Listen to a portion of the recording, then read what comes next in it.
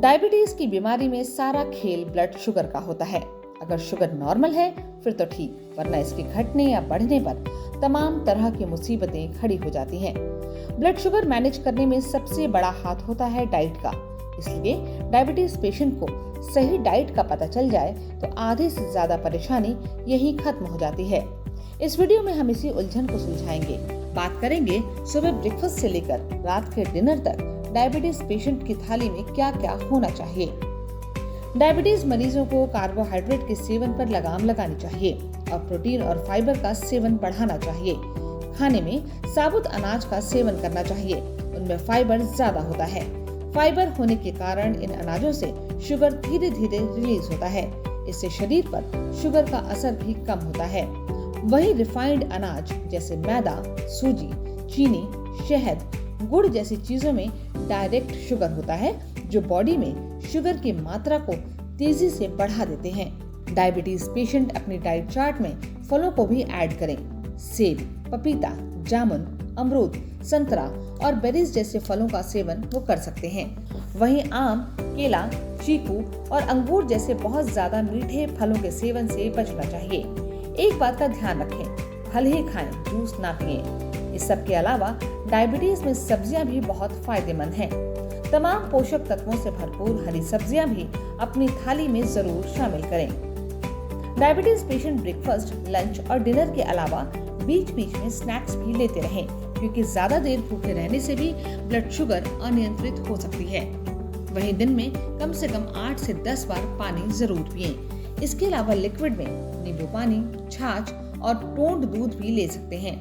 दोपहर के खाने में सारे पोषक तत्व लें।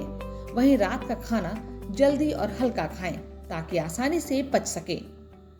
अगर आप एक डायबिटिक पेशेंट की बात करें तो डायबिटिक पेशेंट को बहुत दिक्कतें इससे आती है कि हमें सुबह से लेकर शाम तक कितने मील्स खाने हैं।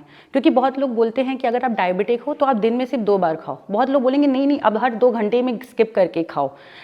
फैक्ट क्या है कि जब आप डायबिटिक होते हो, अगर आप खाना स्किप करते हो तो क्या होता है कि तो आपका ब्लड ग्लूकोज लेवल लो होता है, क्योंकि आप मेडिसिन और इंसुलिन ले रहे होते हो। तो उसकी वजह से आपकी बॉडी हाइपोग्लाइसेमिक की तरफ चली जाती है। हाइपोग्लाइसेमिक क्या होता है, जब हमारा ब्लड ग्लूकोज लेवल धीरे धीरे करके ड्रॉप होता है और वो एक ऐसा पॉइंट आता है कि वो 70 mg/dl से भी नीचे चला जाता है, जिसकी वजह से हमें पसीना होता है, हमें चक्कर आने लगता है और कभी कभी इतना भी सीरियस केस होता है कि आप कोमा में चले जाते हो। तो इसलिए कहा जाता है कि डायबिटिक पेशेंट को एक फ्रिक्वेंट मील लेना चाहिए। अगर हम बोले तो हमारे तरीके से आप 3 मेजर मील या 2 माइनर मील। मेजर मील हो गए आपके breakfast, lunch and dinner. Minor meal is between the meals, जैसे कि आपने मिड मॉर्निंग कर लिया, आपने स्नैक्स ले लिया। अब बात करें कि किसे क्या खाना चाहिए। अगर आप वेजिटेरियन हैं या नॉन वेजिटेरियन, आप अपना डे आइदर आप अपने ग्रेन से स्टार्ट कर सकते हैं, आइदर आप अपने मिलेट्स, पोहा या फिर चिल्ला या डोसा के साथ। अगर आप नॉन वेजिटेरियन हैं तो आप अंडा प्रीफर कर सकते हो। लेकिन इतना ध्यान रखना है कि अगर हम अंडा ले रहे हैं तो हमें एग योक को हटाना होगा, क्योंकि एग योक में कोलेस्ट्रॉल की मात्रा ज़्यादा होती है।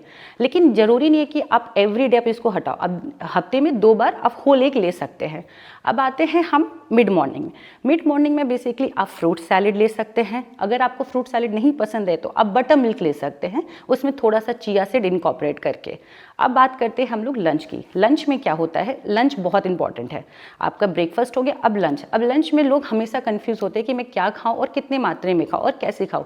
लंच में आपको हमेशा ध्यान रखना है कि आपके थाली का आधा पोर्शन आपके वेजिटेबल उसको लेना चाहिए, और जो आधा पोर्शन है 1/4 जो बचता है, आप उसमें पल्सेस प्रोटीन रिच कर लो। आइदर वो पल्सेस हो सकता है या फिर आपके टोफू, पनीर, कुछ भी हो सकता है। एंड जो बचा, जो कार्ब्स हमारे बच गए, वो हमारा इधर रोटी से होगा या फिर चावल से होगा। अगर आपको चावल बहुत ज़्यादा पसंद है तो आप नहीं छोड़ सकते हो जल्दी, तो उस वक्त हम क्या करेंगे कि हम आपको 2 रोटी के साथ थोड़ा चावल देंगे।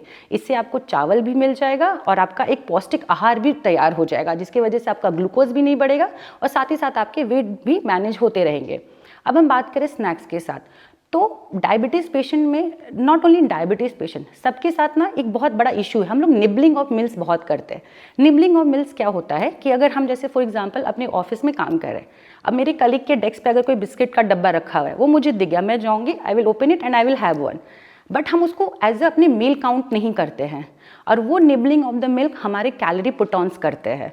तो हमें निबलिंग ऑफ मिल्क को अवॉइड करके हमारे मेजर मील्स और माइनर मील्स पे ध्यान देना होगा।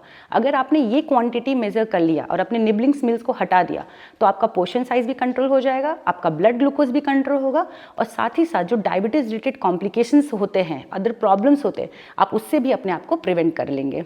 ये बात सही है कि डायबिटीज एक लाइफस्टाइल से जुड़ी हुई बीमारी है और इसमें ब्लड शुगर कंट्रोल करना बहुत जरूरी है।